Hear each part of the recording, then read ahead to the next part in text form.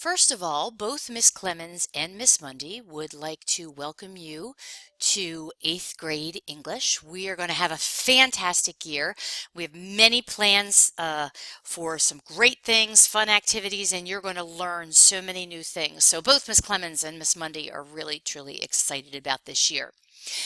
Occasionally, you are going to have a video lesson, much like what you are going to do tonight, and you are expected to watch the videos and take notes, either using the loose leaf paper that you have in your binder or a handout that we may have given you in class.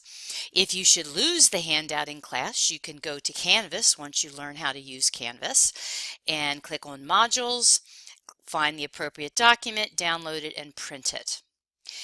The expectation is that you will arrive in class with your notes complete and ready to use in class so that we can do more challenging things in class instead of sitting there and you taking notes in class. You will do it at home. The very first video lesson that we are going to be looking at are some basic literary terms. Now, I do want to say that these are literary terms that you should have known from elementary school. So both Miss Clemens and I are not going to spend a whole lot of class time going over these terms. You are expected to know these terms. So hint, if you don't know these terms, it's time to learn them.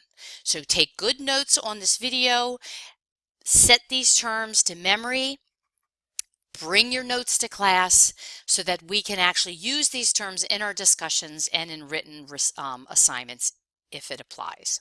So here we go. Some basic literary terms. Let's see what you remember. This audio lesson is going to be on plot. Clearly, you all remember that plot is the sequence of events in a story. All right? So that's the one thing we want you to remember, sequence of events in a story. There's a beginning, there's a middle, there's an end. You should understand that that's all that plot is. The next thing that we want you to be paying attention to is the first part of the plot. It is called the exposition. The exposition introduces the setting, which is basically the time and the place of the story. What time period? Where is it taking place? Also in the exposition of a story, it identifies the major characters. So it's those first few chapters of the story where you kind of get acquainted with the background information that you need. This is the exposition of the story. The next part of a plot of a story, or the plot diagram, is what we call the rising action. The rising action, oh, now this sounds like a quiz question, is always the longest part of the plot. And the reason that it's the longest plot is that there are complications that develop towards the climax, which we'll talk about in just a second. So you know you always have like little interesting smaller conflicts that happen, and then they kind of like go away or resolve themselves. And then you have another little interesting conflict, and it'll resolve itself and go away. So it keeps building and building and building and kind of creates that tension in a story. That's the rising action of a story. Now, really important is, this is a new term for some of you. It's called the inciting incident. So Miss Mundy just mentioned that there are lots of these smaller little conflicts or tension-filled moments that happen in the rising action.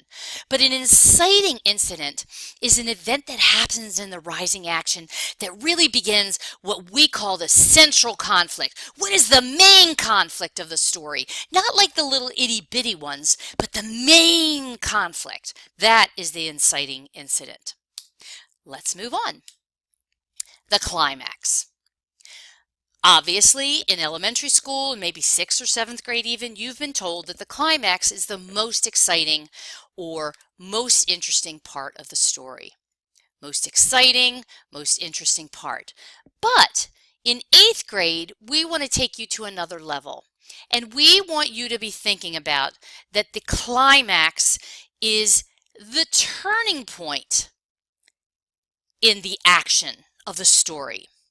It may not be the most exciting or the most climatic moment in the story, but it is the turning point. This is where the story changes. All right, again, next piece. So we're at the pinnacle of the story, the most exciting part, the turning point of the story. And we have this thing that's called, if you're at the top part, obviously, you got to come down, so that's why it's called the falling action. It's the brief part of the plot that occurs after the climax. The last part of plot that you should remember is called the resolution. The resolution reveals a solution to the conflict. RSC, reveals solution to the conflict that happened, that main conflict that happened in the story. Or the resolution simply provides an ending to the story. Now, I love this graphic that Miss Clemens provided, because here we have basically a little short story. We have donkey or mule number 1, donkey and mule number 2. And they both see this bale of hay and they're thinking, yum, yum, yum. So they start pulling and pulling and pulling. Uh-oh, we have a little mini conflict. Uh-oh, here comes another bigger conflict. They really, even with all their strength, can't pull apart. So let's sit here and they're going to say, well, let's figure this out. Ah, the resolution to the story is to work it out and eat from the same pile of hay at the same time. And everybody lives happily ever after. So there you have the resolution of the story. One last thing that we would like to talk about is the setting of a story. Pretty simple. It's the time and the place that a story that occurs. Where does it happen? What is the time period? Is it in the future? Is it contemporary or current time? Now, I'm going to go back to this last slide just for a second, just to refresh your memory. And I'm going to turn this on. And here we go. So we just said it was the time and place of a story. So plot diagram, let's refresh our memory. Exposition, rising action, inciting incident, climax, falling action, resolution. Those are the parts of plot and of setting that we expect you to understand. You may watch this video 15 times over if you need to take your notes.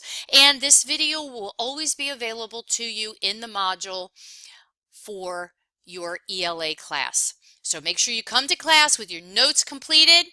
You know these terms so we can move on and do some challenging and fun activities. Good job, everybody. See you soon.